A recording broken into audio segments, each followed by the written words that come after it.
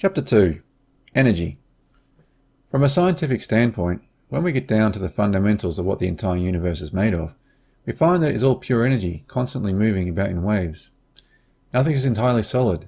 It simply appears that way because the atoms are vibrating at different frequencies. So, our entire existence is an interplay of energies interacting with one another. We may call something solid, but ultimately it isn't. You may be wondering why I mention this at this point, and what it has to do with overcoming mental illness. Knowledge and understanding around energy is key to healing the mind and body in a variety of ways. Everything in our daily lives is an interchange between energies. Your body is an energy system, interacting with the chair you're sitting in, which is also energy. Other people are made of energy, as are the sounds you hear, the food you taste, and even the book you are holding now. It is worth noting too that the empty space between things is also energy. Everything is interconnected by energy. This constant interaction of one energy against another can have a positive or negative effect on objects, but also on our bodies and mind. A hammer hitting an orange is two energies interacting. One is a hard object of energy, vibrating at a certain frequency, and the other softer object is vibrating at another frequency. The energy we call a hammer has a destructive effect on the orange, which is destroyed when they collide. Our thoughts are also energy, and as I mentioned, all energy interacts and has a potential to influence other energy. This is very important because energy can and does affect other energy. When we think about that in terms of our mind and the thoughts we have, what then, external from our minds, is negatively affecting us? Daily energies people experience can include food, music, TV, internet, medicines, drugs, alcohol, other people, places you go, and even the words you are reading right now. Think how reading certain things in a newspaper causes an emotional reaction such as anger, fear, or sadness. The words have meaning, and on a fundamental level, they have a corresponding energy about them. Energy is even in things you cannot see, such as radiation from Wi-Fi, cell towers, the sun, and microwaves.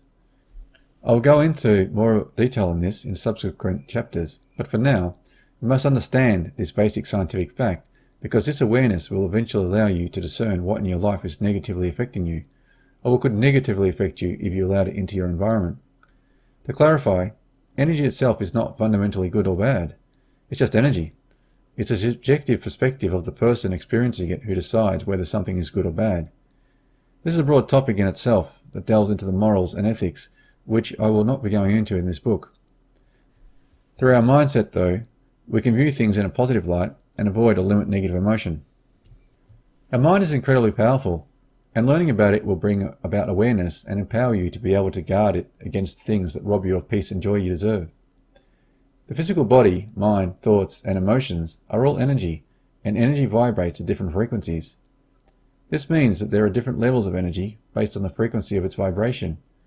Higher and faster frequency vibrations have a positive and uplifting effect, such as happiness and joy, where lower and slower frequencies can be experienced as anger, anxiety, and depression. Knowing how energy can have a positive or negative effect, it is crucial that you now understand how external energy can affect your body and mind. Therefore, you must use wisdom in limiting or eradicating as much of the negative energies that influence your life, especially when you are already experiencing mental disharmony within. By learning to embrace uplifting energies such as healthy food, pleasant environments, positive relations with others, and positive music, we are assisting our minds greatly in overcoming its negative tendencies.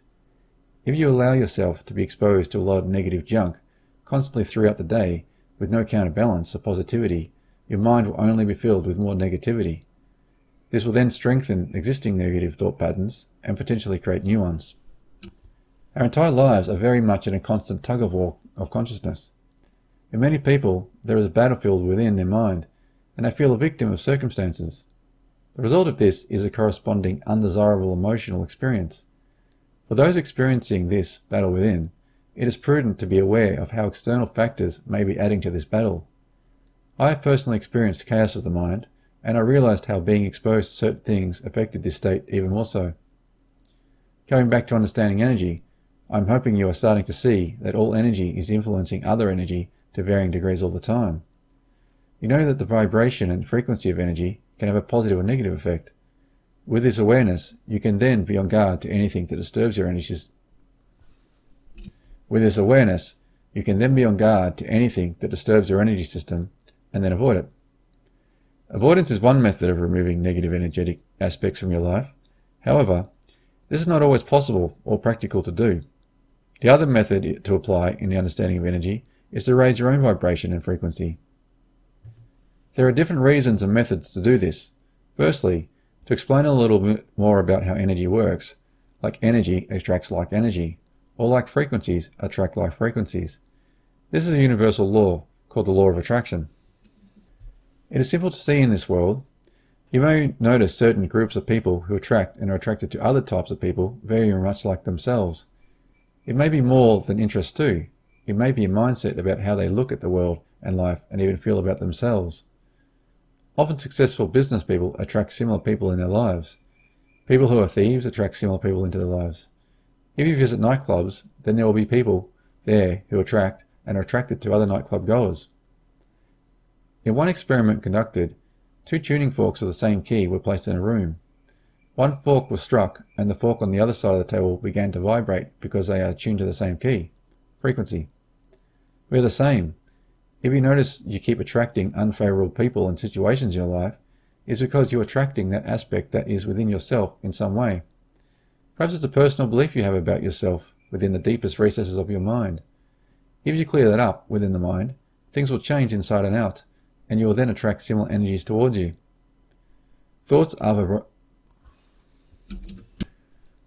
vibrational frequencies of energy that attract like vibrational frequencies of energy. You'll see this show up in your life over time if you keep thinking a certain way. It could be positive or negative. It could be positive or negative, a viewpoint about yourself or others or about life in general. The flip side of this is that there is also the repelling of energies that are unlike one another. This can be felt in a social setting where you don't click or connect with other people at a gathering. It is not just other people either. You may desire something in your life, yet it always seems unobtainable. All things are possible.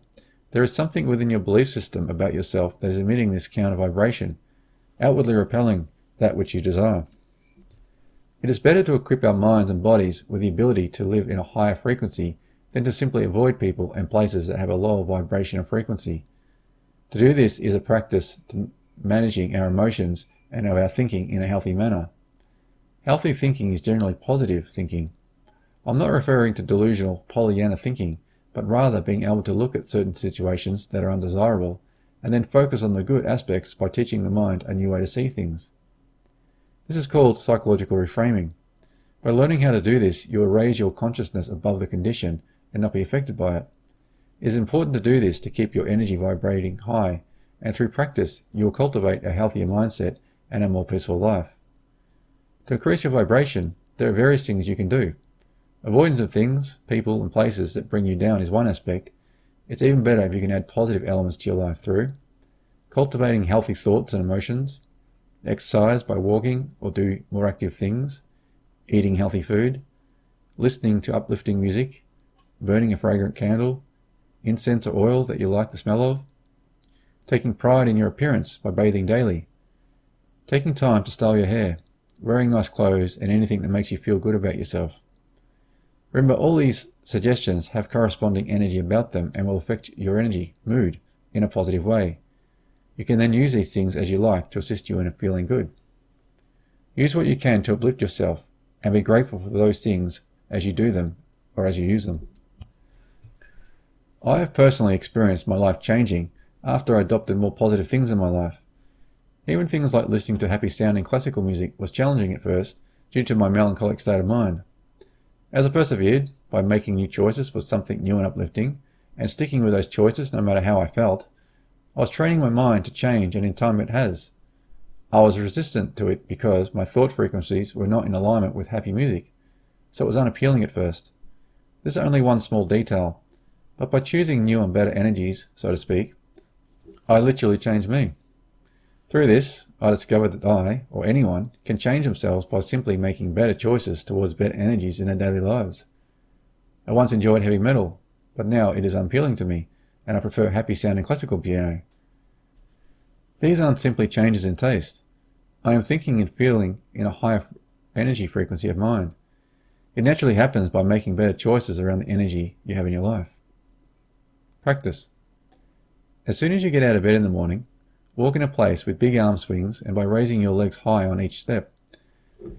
As loud as you can, say, "I am walking into a day of joy and good things, and I am grateful for that." Really think about the words you are saying. Put your full attention on them. Keep repeating this over and over again and attempt each time to say it with as much enthusiasm as you can muster. Do this for a minute or two. You may find that while undertaking this exercise, thoughts may come up about how silly this is. That is your mind trying to get you to avoid the unknown, even if the unknown is a better place to be than the state you're currently in. Ignore it as best you can, and keep your focus on the exercise. Eventually, any negative thoughts about this practice will subside. As you read this book, it will make greater sense. It is also a good practice to make your bed each day if you have not been doing so. As you make your bed, say aloud or in your head, "At first I make my bed, then I make up my mind to have a great day." If you're experiencing depression, this could all prove to be challenging. Yet, no matter how small the effort, even if you feel it's not helping, if you keep doing it daily, then it will help over time. Make starting your day with this mindset a daily ritual or practice.